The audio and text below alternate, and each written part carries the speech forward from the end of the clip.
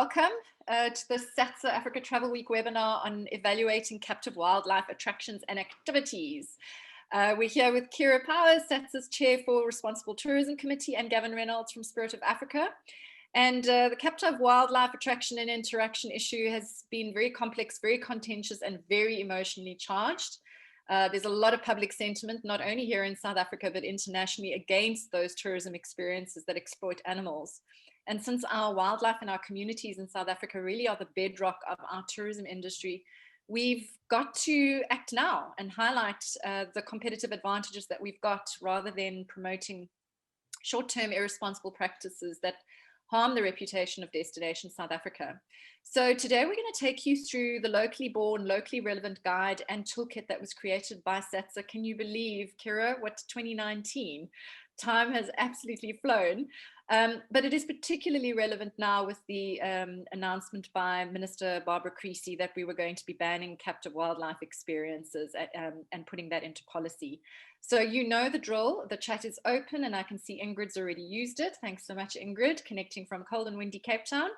And if you would like to ask us a question, we would welcome that. We'd really love for this to be an interactive session, because we're wanting you to walk away with a practical idea of how to use the toolkit going forward. So use the Q&A, use the chat. Even if you want to say something, put your hand up and we'll endeavor to bring you into the room temporarily. Session is also being recorded, so you can watch it back or share it with any of your colleagues in the industry. And I think I've said enough, Kira, so I'm going to hand over to you. Floor is yours. Thank you very much, and thanks everyone for your attendance. It's great for us to get the opportunity to bring this guideline and tool back into the forefront of our minds after being completely obsessed and COVID squeezing out every other thought that the tourism industry used to have. So I'm going to kick off. This is how we've kind of divided the time today.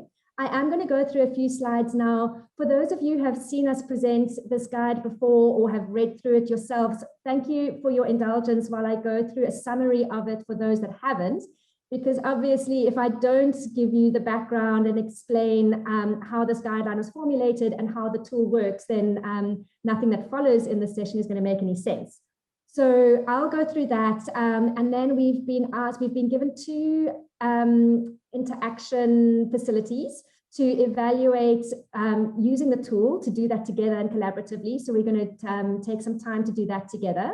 And then after that, hopefully have a chunk of time for Q&A and picking each other's brains around topics of the space, and also to look at some of the key questions that SATSA and Natalia, we have all fielded since the launch of this guide and since Barbara Creecy's announcements.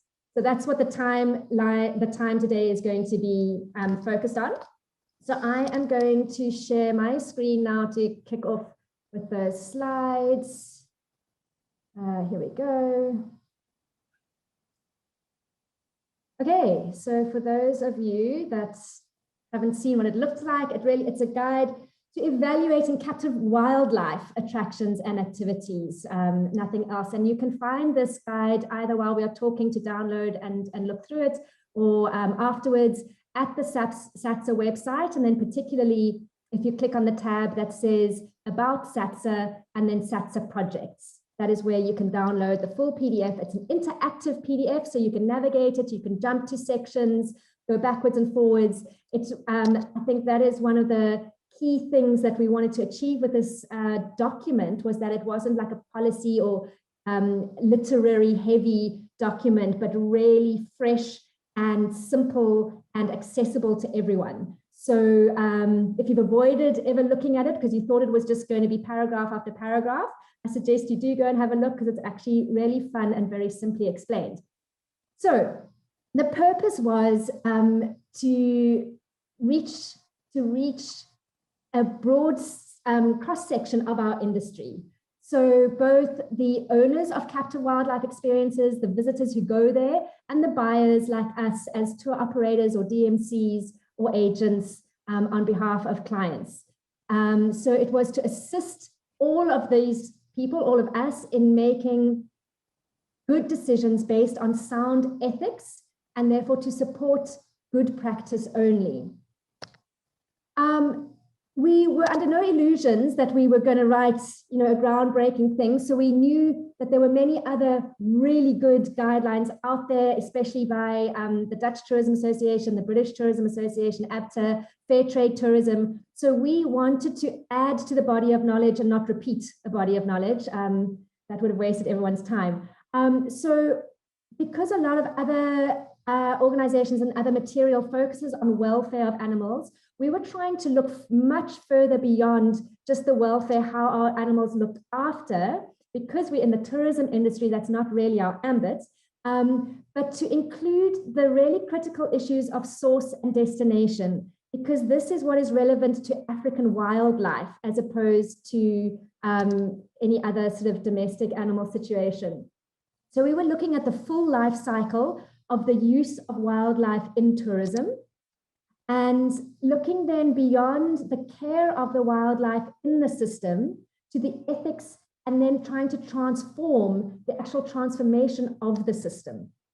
Okay, and then further points of differentiation was that we found in our work that actually no other destination, sorry, I'm actually trying to move my Zoom thingy. Okay, there we go. No other tourism destination association, because that's what SATSA is, right?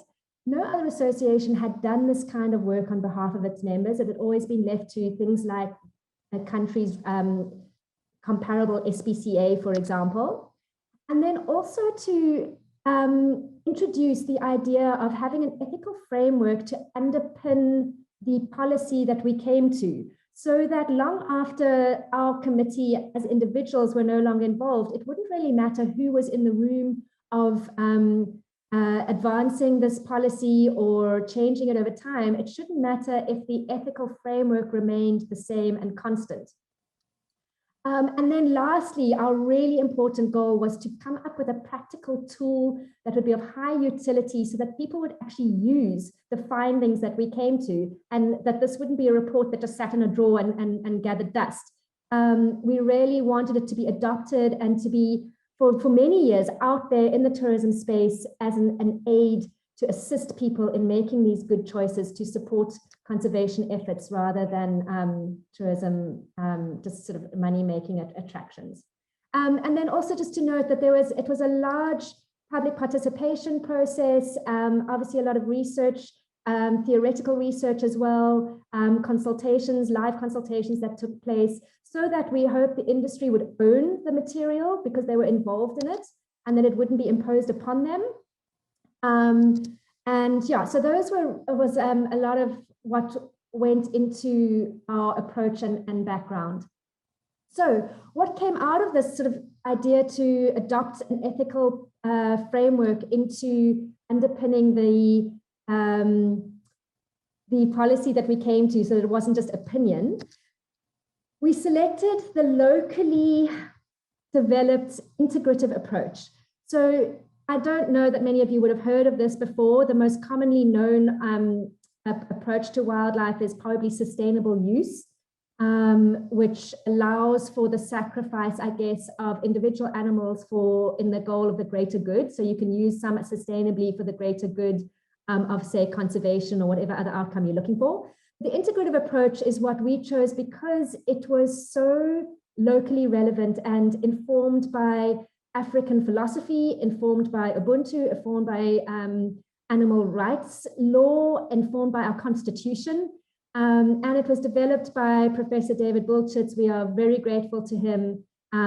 Anybody that was involved with Barbara Creasy's consultation process recently, he was a contributor there, and he spoke brilliantly on this approach and trying to get government to consider it as well. And so that resulted in this framing statement that the interests of animals should not be subordinate to the benefits humans derive from their existence. That's underpinned a lot of the work we went forward with. And then to cut a long process short, we came up with 8 questions that came out of this integrative approach. And we looked at these 8 questions, came up with the ideal answers, and these 8 questions then fed into how we structured our tool. I'm only going to show three here, 3 of the 8, number 1, 5, and 8, just as an example, because they were, I suppose, seemed the most relevant to share.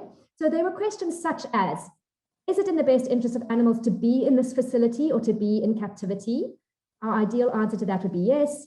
We looked at, is the activity that the animal is required to do at this facility natural for them? And also, is there education or conservation value in this activity that cannot be achieved better by other means?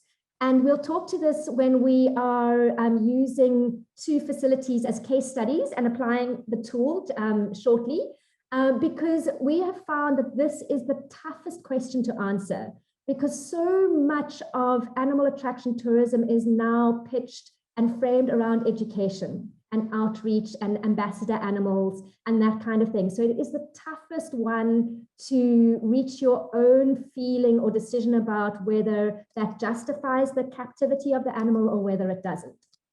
Okay, so by posing the 8 questions, we could categorize activities and facilities as whether they fell into the acceptable sphere or kind of murky, you can't really tell, or whether they were clearly unacceptable. And so, and as our tool that we come to shows, if they fall into the unacceptable zone, we are basically saying you advise not to support those facilities. If they're in the orange zone, we just say, be cautious. Ask more questions if you can, or at the very least, once you go there, look with an open mind. If you spot anything that according to the 6 questions in the tool now comes to light that it would have pushed this facility into the red zone, you will know that for future.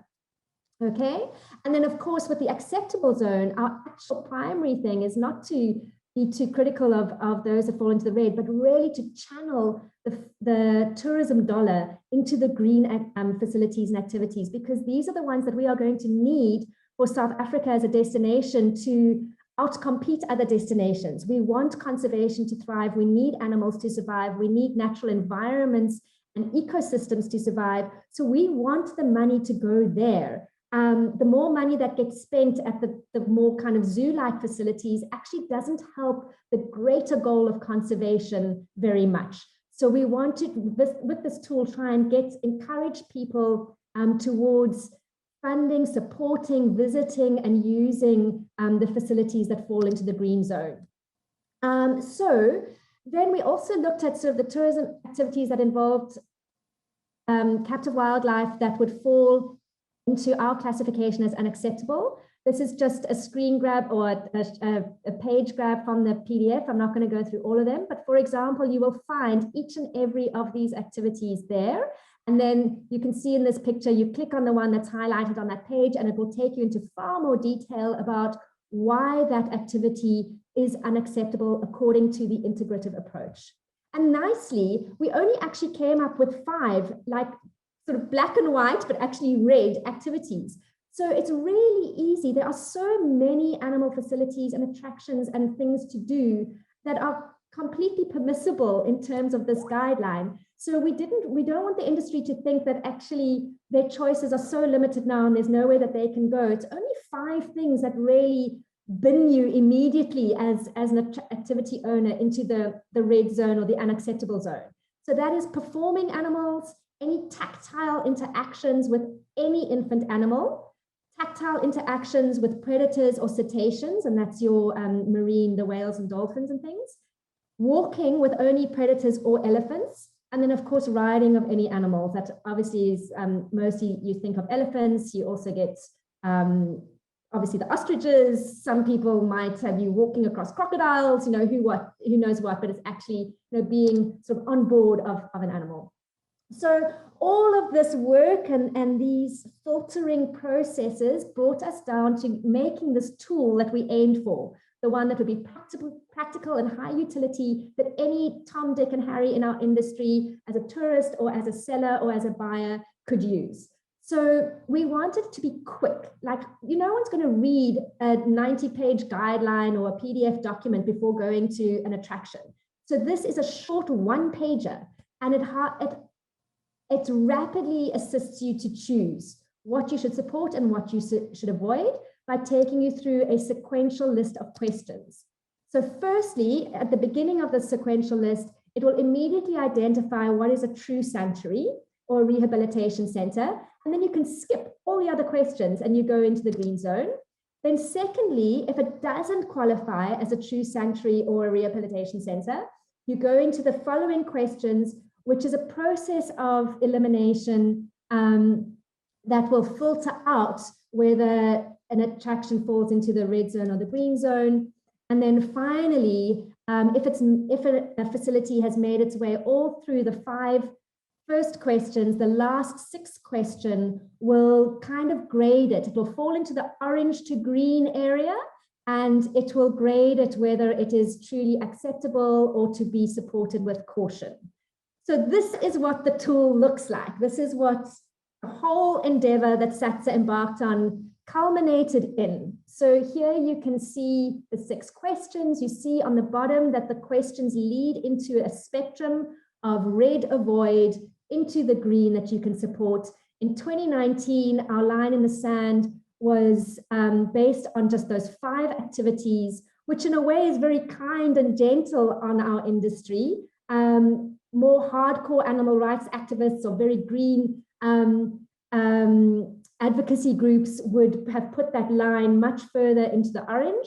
But we're in tourism and we understand the attraction that South Africa offers. We obviously know because of the buying power of people, how many people want to touch and cuddle and do such things with wildlife. So this is where we sat in 2019. Okay, so we're going to come back to this tool because Gavin's going to actually apply this collaboratively with you to facilities, and that will help explain each step one by one. So I'll just proceed to wrap up my slides, which is just to say that we loaded both, this page is within the guideline document. So on the SATSA website where you can download it is the PDF of the guide, and this is one of the pages in that guide.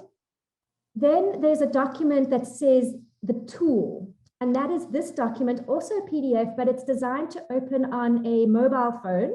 And each of these pages fits on a screen, and you go through exactly the same 6 steps, but you do it by sliding across on your mobile phone. So we thought this would be maybe useful for actual tourists and who wouldn't have read the whole guide perhaps. But it is taking that decision tree, which wouldn't, really work on a mobile phone as a 1-pager, into a 6-pager that goes like this, screen by screen on your phone. Okay, so that's the introduction, the background, very briefly, and we can delve into any of your questions or confusions that you might have found in it yourselves. But this basically helped SATSA to define and decide where it wanted to stand as a beacon in the industry.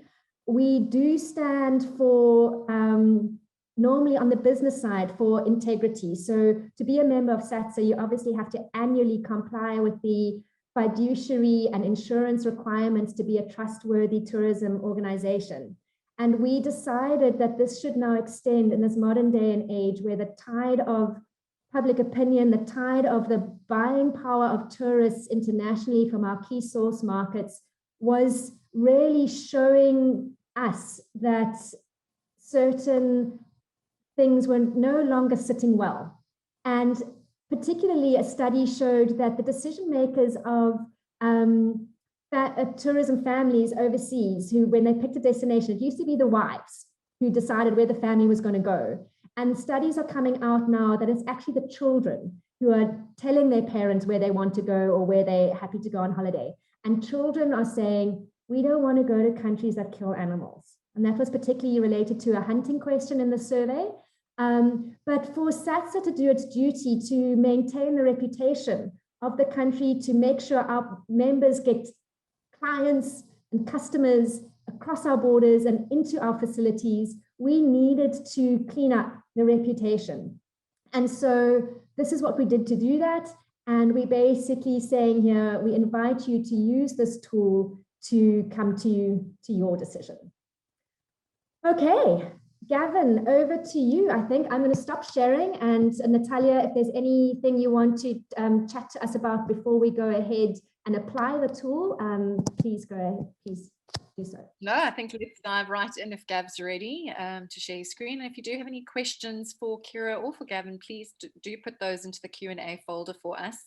I also just want to highlight something that Mandy said, and we can chat about it in a little bit. Please, can you refer to us as captive wildlife facilities and not wildlife interaction facilities, as it gives the wrong impression that all wildlife facilities do interaction. I think that is a great point. Thanks, Mandy. Gav, are you ready for us? I am indeed. Great, off you go. All righty.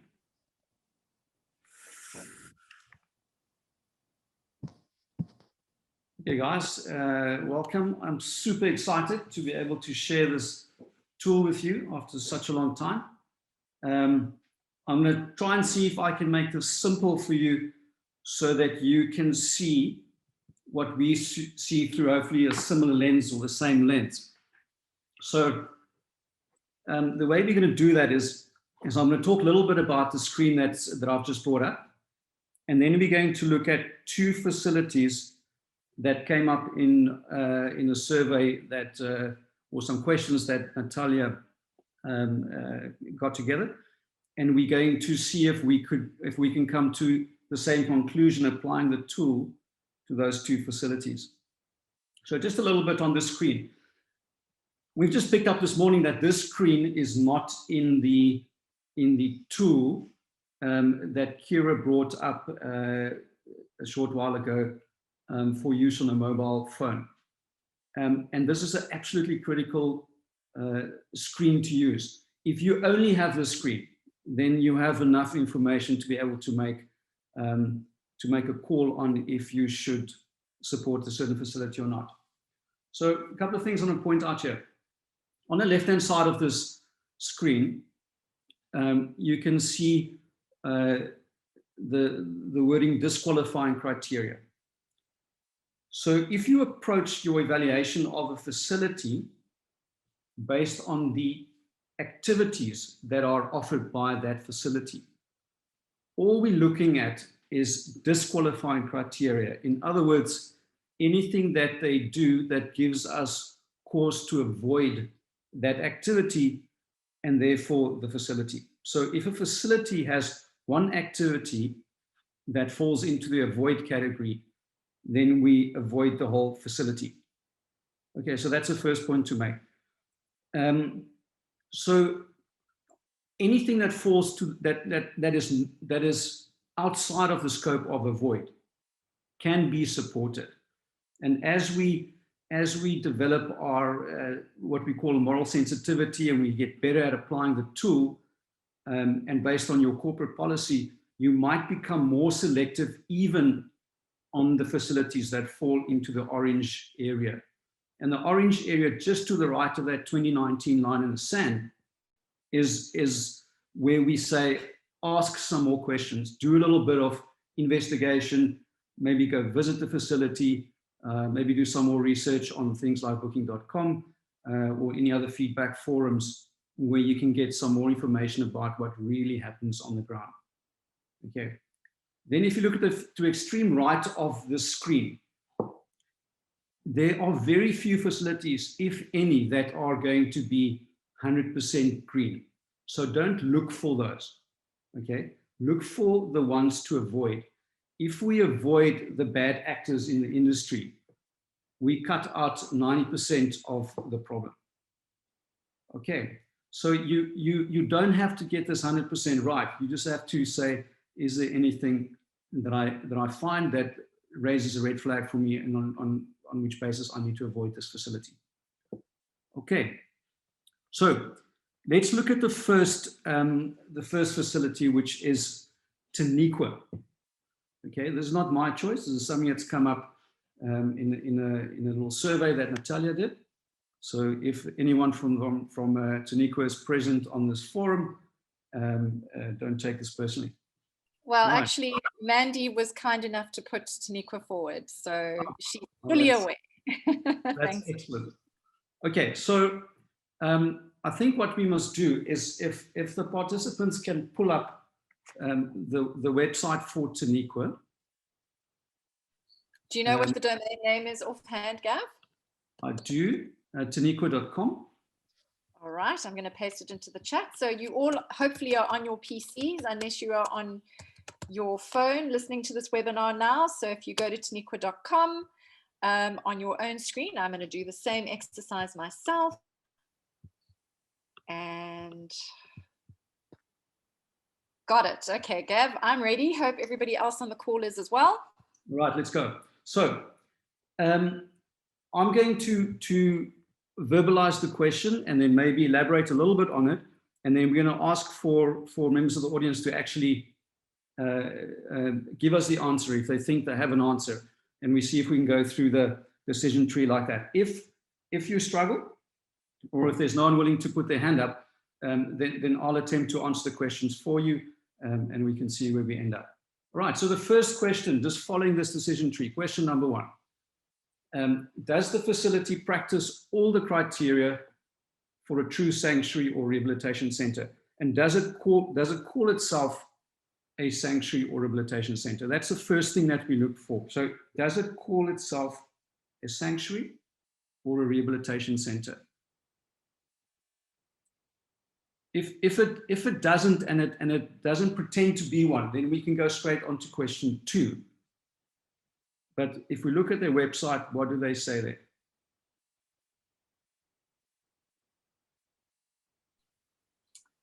So they say wildlife awareness and rehabilitation, Plettenberg Bay, South Africa. That's on the banner next to the Taniqua logo.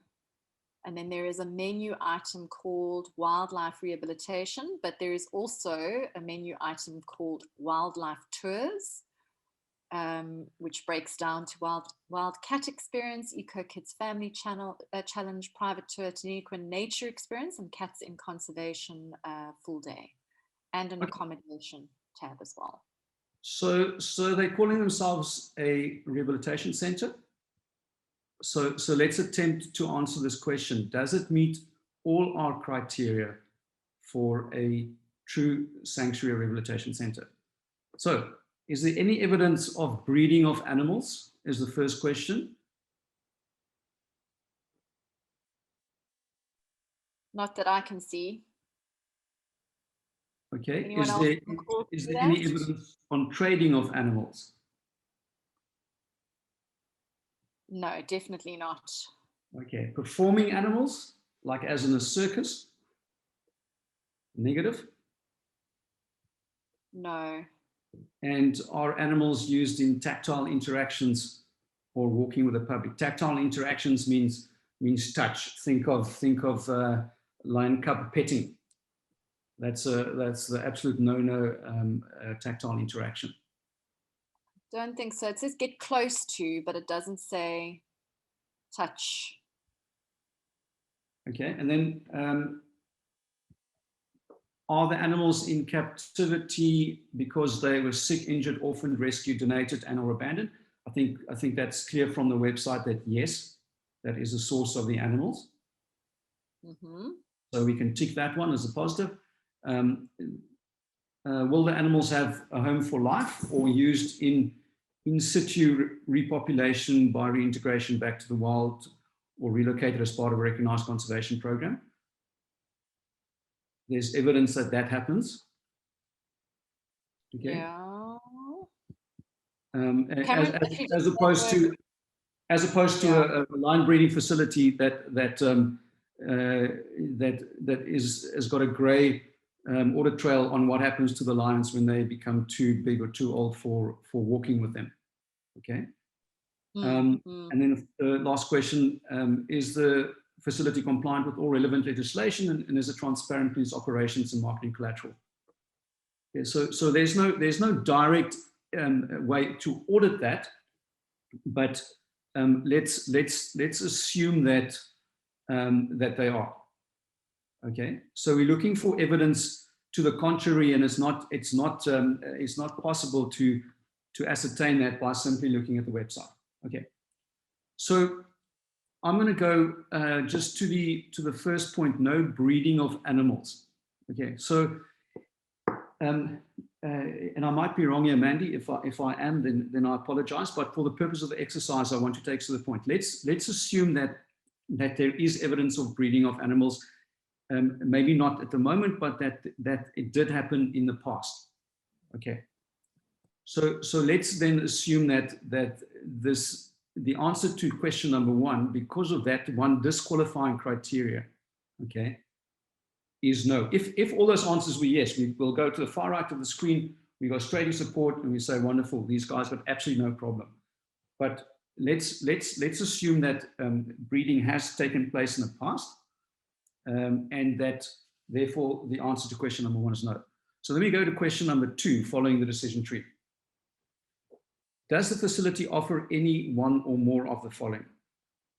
Specifically performing animals, tactile interactions with infant wild animals, tactile interactions with predators or cetaceans, or walking with predators or elephants, or riding of wild elephants. Okay, there is no evidence of that. I went through the website last night, and I'm very happy to say that there is no evidence of that. So just to speed up the process, the answer to that is no. So we continue down the decision-making tree, and you can see that if the answer was yes, we would have gone straight to avoid, and we would have stopped the process there and said, right, we're not supporting these guys. Okay, so we keep on looking for disqualifying criteria. When we don't find them, we ask another question, another question, another question, until eventually we say, okay, we can't find disqualifying criteria, therefore we can support this facility. So following from question 2, the answer is no. Let's go to question 3, 3A and 3B. Do any of the animals end up in canned hunting or trade in body parts or illegal trade?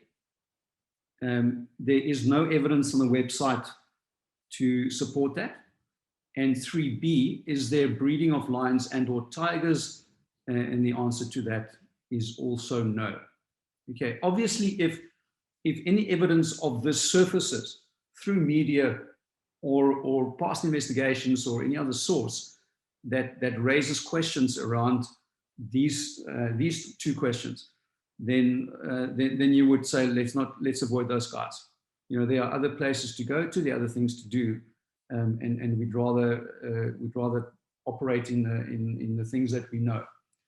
Okay, question number 3, the answer is no. So we go to question number 4.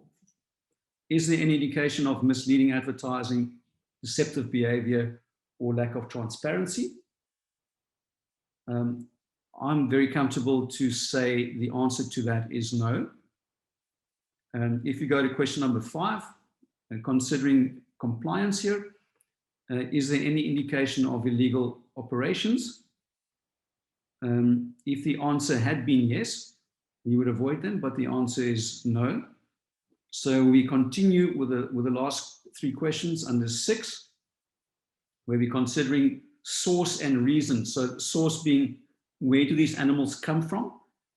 And the reason why they are still in captivity. Okay. So 6A, are any of the animals wild captured, purchased, bred in captivity, or traded commercially unless part of recognized conservation program? Now, this is where I'm not 100% sure. I suspect that some of the animals might have been bred in captivity in the past. Okay, so for the sake of this, I'm going to assume that the answer to that is yes. Okay, and Mandy, if you're listening and it's a point that you disagree with, then the easy way around it, in fact, if the evidence supports you, is to the explicitly stated on your website. Okay. 6B, is any animal's freedom of choice to participate in a tourist activity restricted in any way? This is an interesting question. In other words, if you've got regular time slots for activities and the animal's behavior is controlled in any way that facilitates those time slots, then you are starting to impose on the animal's freedom of choice to participate in a tourist activity. Okay. If you let people into your enclosures and the animals are forced into an interaction because of that, then the answer to question 6B would be yes. Okay. And are any of the animals kept in captivity only for tourism or entertainment purposes? There is no direct evidence that they are. And the quickest way to answer that question would be to physically visit the facility and have a conversation with the people that are working there and see if you can get comfort around that point. So let's assume that for the purpose of the exercise on the 6A and 6B, we've got maybe a yes as opposed to a no. A no would have taken us sort of into the green space. A yes to one or more would take us more into the orange space, which is still support, but it is, ask some questions, clarify those points, see if you can get more information, get in touch with the facility, asking those direct questions, and see if you're happy to support them. Okay. Yeah, that's great. I know Kira wanted to say something just in conjunction with going through, and it's actually so simple to use this tool. If you just have a look at a website. Kira, did you want to weigh in on anything? Yes, thank you. Perhaps, yes. I know we've got another site to look at, so two of the things I'll wait for, but what I think is probably jump to everybody's minds when we say, there's no evidence on the website. So we're very conscious of the fact that, if you're sitting in different cities over the world or spread across South Africa or different countries, the only thing you have to go on is someone's public representation of themselves. And the website is the most obvious one. So a lot of these questions can be answered by going to a website. Clearly, I think you might also have noticed on number 3 that it's unlikely that a tourist attraction, as opposed to a farm, would have anything on their website that said they were involved in canned hunting or trade in body parts or illegal trade. So that question you might feel is a little bit moot, because how on earth would you ever answer it accurately? So of course, apart from the website, if you have the time, we do encourage you to sort of Google things as well and not only rely on a facility's own advertisement. And you might find that there's a news story, a feed, someone posted something on Facebook or somewhere else that indicated a contrary message to what is confessed or told on the website. So we do understand that question 3 is tricky, and which is why we proceed with other questions that are a little bit easier to answer as a public person. And so just an example of this, which to the Taniqua case, is that there is a post on the Facebook page in December of 2020 of a client saying had a lovely walk with Duma and so special and whatever. It was a positive message, but it mentions walking with the animals, with the cats, which is fastly becoming unacceptable, and in fact is probably it might fall foul of Barbara Creasy's new rules. So so for owners who should take a close look at what their reputation is like out in the broader media, and for buyers, us as customers, to look beyond the website or make a phone call and ask them, say for the breeding, that is a question you can phone and say, do you have any babies at the moment? Do you, and so on. And just a note to Taniqua's point that they do say on their website that animals that are in the facility to be reintegrated into the wild and to be rehabilitated are not involved in engagement with the public. And the animals that are, I think, they're historical animals that are completely habituated and have no chance of ever being released. Thanks, Kira. I was actually going to ask that question as Gav was going through it, because, people's websites say one thing, and then on the other hand, is that really what's happening on the ground? So even something like TripAdvisor is probably a great place to see what people are talking about. And just to your point on the Facebook post with Taniqua, Mandy's just said that the walk was in reference to many years ago when we did walk with our cheetahs. So that practice is no more. Okay, sorry, Gav, I interrupted you. Back to you. Yeah, so maybe also just a quick word to Mandy and on the site. So Mandy, there are two things I would look at, if I may suggest. The first one is that it's evident from your website that people are allowed into enclosures of wild animals. Okay, so that's quite great, because you're still intruding into their space. It starts bordering on an interaction, although it's not tactile, etc., etc. So it's maybe something that you could look at changing going forward. The second one is I would talk about the past if I was you, and that would clear up the grey areas that might come up when people do some social media research, and they see something and they say, but hang on, this has happened, but you claim that it doesn't happen. It's better to say that it used to happen in the past, but we've taken a decision for all the right reasons to change or discontinue a certain activity because we believe that that it was no longer the right thing to do, or however you want to frame that. And that transparency is massively important for people looking for evidence, as opposed to them finding something on a website or a social media post and they go, hang on, these guys are misleading us, and then they're going to avoid you. So those 2 points I think are valuable. Okay, so let's rush on. We're going to run out of time. The second one, I'm not going to waste too much time on. We were going to look at, remind me which one it was, Kira? Panthera Africa. Yeah, Panthera Africa. So their website is pantheraafrica.com. PANTHERA Africa.com. Cool, I've got it up.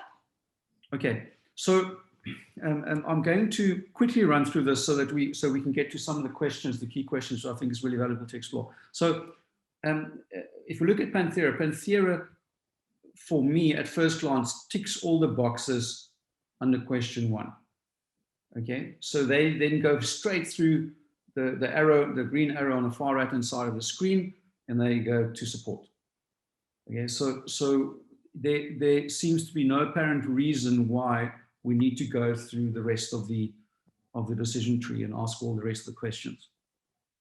Okay, if there's anyone that disagrees with that, or something that they want to point out we might have missed, then now's a great time to do that. Okay, so Natalia, that wraps from my side. I mean, I think one demonstration was sufficient.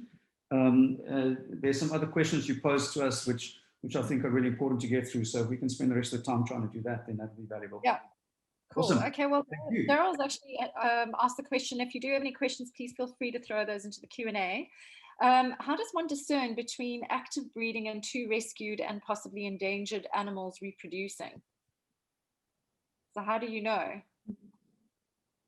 So actually, the answer that distinguishing between the two doesn't necessarily matter, because once animals are in a facility and in effectively captivity, even if it's for their own good, they shouldn't be allowed to breed, because then you are going to perpetuate a born captive animal. And a lot of the reasons why so many of these facilities exist is because they will say, oh, these are born in captivity. They were always habituated. They can't survive in the wild. And so we're looking after them. Please give us money to support them.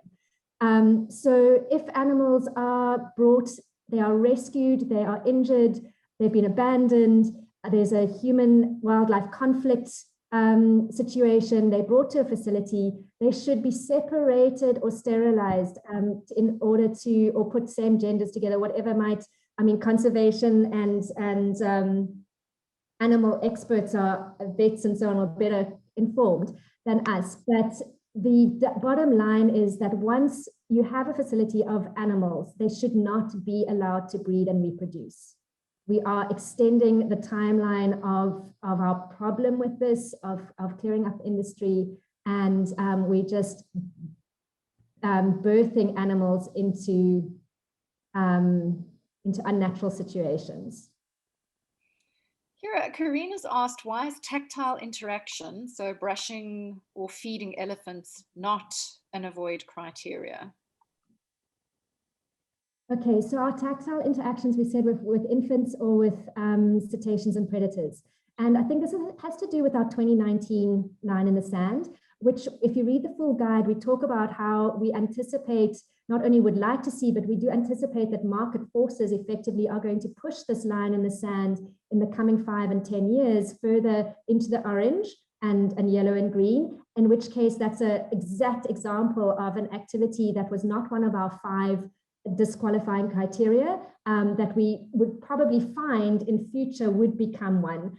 The reason it was not is because there are different threat levels, risk levels to touching predators.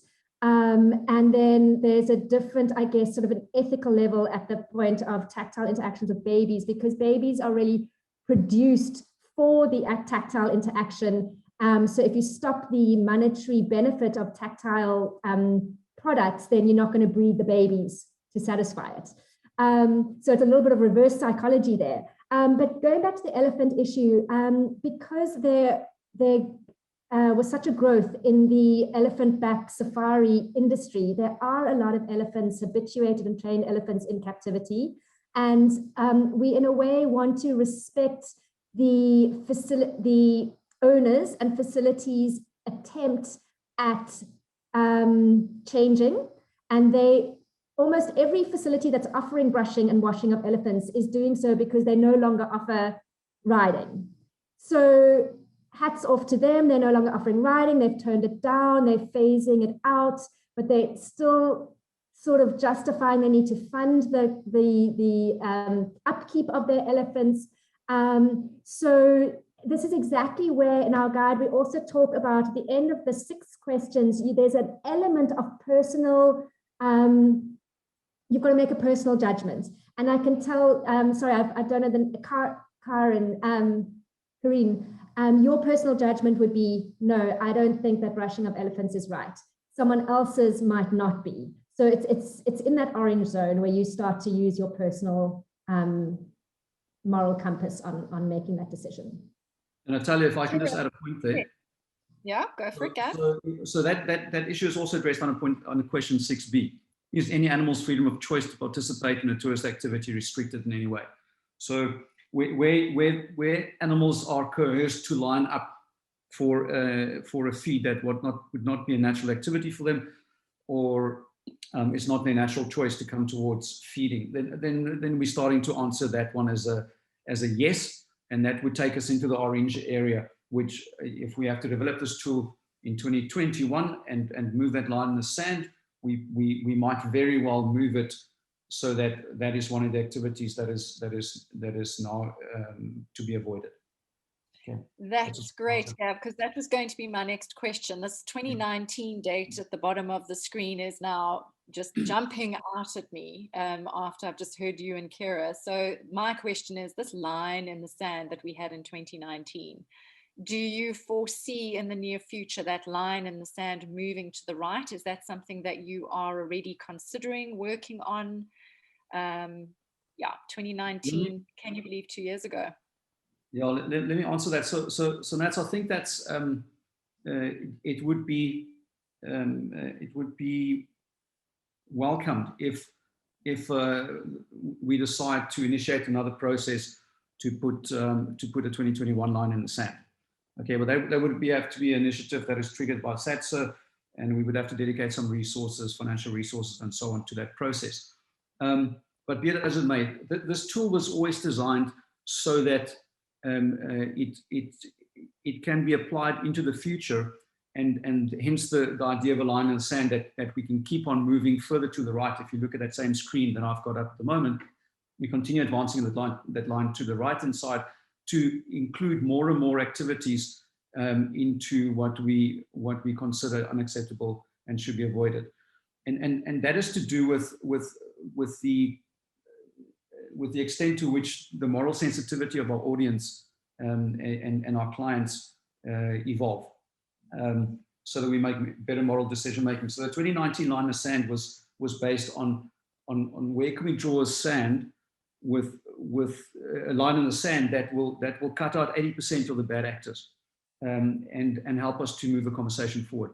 And if we can draw another line in the sand in 2021, we would include a couple of things that might, for instance, say that any feeding of animals should be avoided, or any entry into captive animal enclosures should be avoided, as two examples of what might fall into the ambit of new line.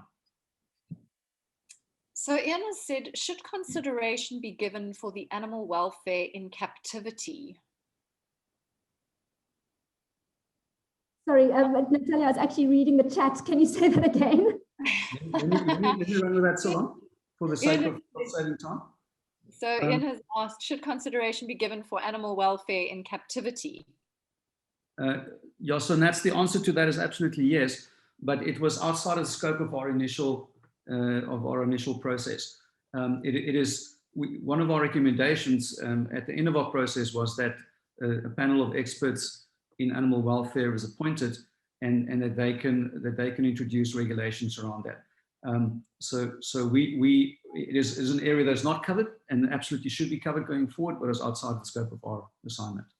If I can add that it is fairly extensively covered in the ABTA guidelines and the Fair Trade Tourism guidelines. Welfare is a big focus of those, and therefore it didn't feel like we needed to add anything really more. And also it's obviously in the SPCA, the national SPCA's ambit and their remit as well. And then it's also come up very strongly in the recent policy promises, let's say, from Barbara Creasy. So I think we're looking at it more in the tourism perspective, and welfare is taken care of quite substantially elsewhere.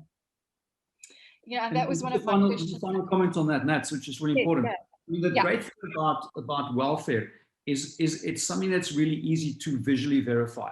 So when you visit a facility, you can see the animals are in good nick, if they are in enclosures that look to be sufficient in size, etc., and that they have their freedoms are taken into account. So it is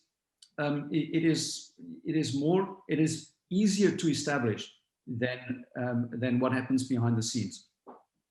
Okay. Yes, and the tourism, the thing with the tourism study was it's the finger always pointed at us for being linked to canned hunting, that cubs are bred and then can't be looked after for their lifetimes, and they are fed into the hunting sphere. So while they are well cared for because they have to look happy and good for tourists, doesn't absolve the owners of the role that they are playing. So welfare was not the be all and end all. We want to know that these animals are in the system for the right reasons, and that they are not exiting the system for the wrong reasons. Okay, so we have a couple of other questions, but a question from my side is, on our webinar today, we've got people who are part of our tourism tribe. They work in the travel industry. They're not the end consumer. I'm very interested in this line of sand. For us as people who work in the tourism industry, is it our responsibility to make the decision on behalf of the consumer? Is it the consumer's end responsibility? What if one of our customers wants to go and have a tactile experience with wildlife? I mean, like, what is our responsibility as people in travel and tourism? I thought about that this morning, and I've got an answer. So I think let's look at it two ways. The consumer will make the decision based on two things: what is available for them to choose from, and then their personal moral sensitivity. Okay, I'm suggesting that it's our responsibility to protect our wildlife from exploitation. Okay, so we put that first filter in place. We're saying this is acceptable and this is not. In other words, we determine what is on offer to our client as an activity. And then it's in our commercial interest to educate our consumers towards making better moral decisions. In other words, we want them to come to our country because we have got a greater wildlife awareness, and we're regulating our industry as opposed to going to another country, another destination where they can do the things that perhaps they want to do, but they don't understand yet how harmful that is to the animals. Okay, so I hope I've adequately separated that with two positions. I think so. If I may add to that, just to say that I received probably the most, Natalia and I, the most questions from the industry about to help more consultants and DMCs, tour operators than anyone else, about should they or shouldn't they sell this activity to a customer. So it is the number one question. And especially now that COVID has hit, I think it's going to be tougher because everyone needs to make money and wants clients. So if your client wants to do something, how do you say no? And this is a very tricky one. And what we have found works the best is to upfront align yourself, whether if you are a SATSA member, it's the easiest to say, we are a SATSA member for the following reasons, we are held to these standards. Please, you can take the personal out of it. You say, I can share with you here the guidelines we adhere to, which indicates to us that this activity you've requested is not something we should support. But then twist the conversation. Instead of saying no and focusing on what you can't do, immediately offer what they can and just point them in the direction that they can go in, highlight that they'll be doing such a good thing in terms of supporting African conservation, and turn it into a good news story. And mostly we have found that a lot of foreign clients have never thought of the contradictions in what they are doing. By visiting an animal facility, they think they're supporting animals. So you just open their eyes and it can shift the decision very quickly. And if it doesn't, what we can just say we've seen being done is that people say, okay, we're not going to include it in a booklet. There's a free morning. Here's the tool, and you do it direct yourself. We're not going to be the on-seller of this. That's a good point. So you can absolutely forward the toolkit and the guidelines to your customers, and let them make the decision. As you say, give them a positive out. Give them another option, essentially. We spoke about animal welfare and that being, something that you said that you would have added to additional, or to do some work around adding that into the mix at a later stage, if the resources were available. Is there any other update on the tool and guidelines that you would say were additional considerations that have appeared in the last 2 years that you think should be included in any updating of the tool going forward? I'll start that.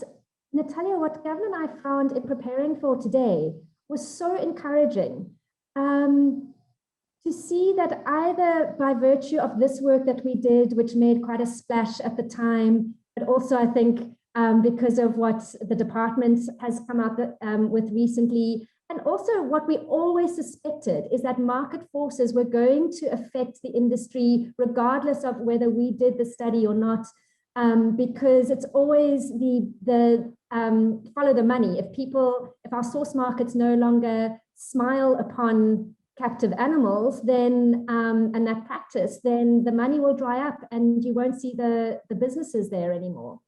So when Gavin and I prepared, we were amazed, not that places had closed, but so many of the places we looked at in our work in 2019, we go to their websites now and they've changed their offering, and that's wonderful. That's what we wanted.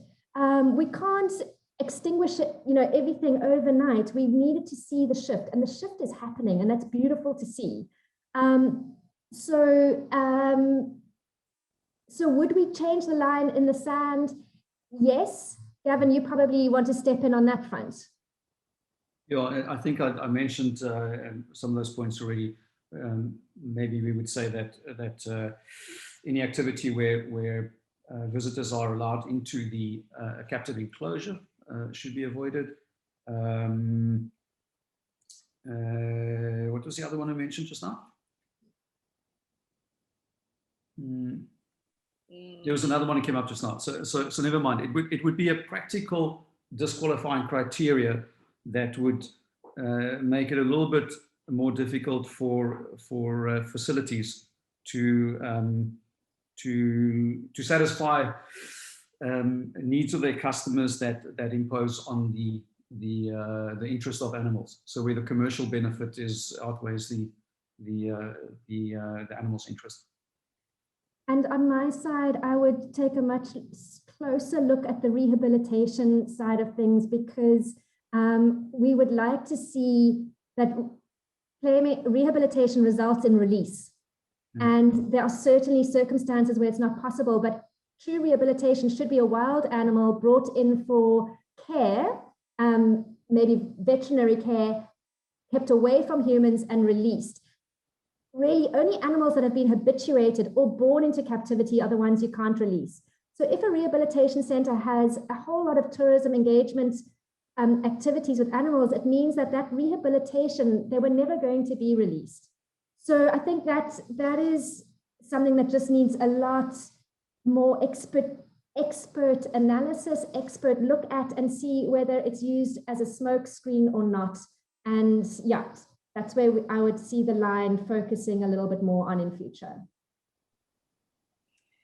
On that note, Kira and Gavin, we have reached 11 o'clock. It's just absolutely flown. Clearly, we needed a lot more time for this. And thank you so much for all the work that you put into prepping the webinar, and also the work that you did in conjunction with the committee to get this toolkit up and running.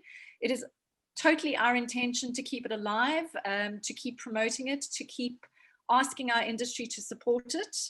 And yeah, I just want to thank everybody for hopping on today to talk about this very important topic. Let's see what Barbara Creasy comes up with in the near future. Thanks, awesome. Everyone. Have a wonderful day. We'll chat soon.